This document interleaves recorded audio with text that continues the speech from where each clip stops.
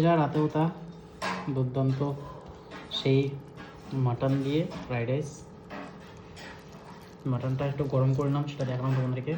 মাটনের কালারটা কি খুব সুন্দর লাগছে। ফ্রাইড রাইসটা দারুণ করেছি। ঘি দিনই, ঘি ছিল না, ঘি ছাড়াই করেছি, কিন্তু ব্যাপক হয়েছে।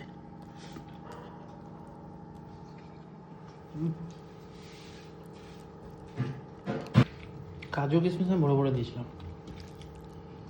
একটু আলু নিই, মটরশুঁটি সাদা তেল দিয়ে ভেজেছিলাম।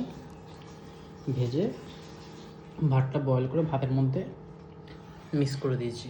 কোনো ভাত ভাজিনি, ভাতের মধ্যে সব সবজিগুলো ঢেলে দিয়েছি মিক্স করে। যাই হোক, মাটন দিয়ে এত সুন্দর মাটন, তার সাথে ফ্রাইড রাইস দারুণ বানিয়েছি। প্রসেসটাও তোমাদের বলে দিলাম।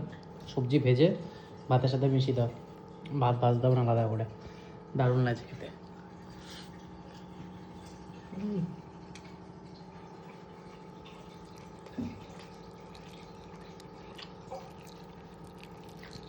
রিয়াজি মাংসের স্বাদই আলাদা,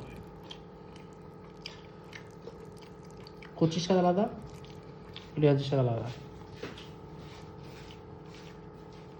আর কিশমিশ কাজুগুলো পড়ছে তো মুখে, যে কিশমিশ তো কাজু মুখে পড়ছে, মিষ্টি মিষ্টি লাগছে, দারুণ লাগছে।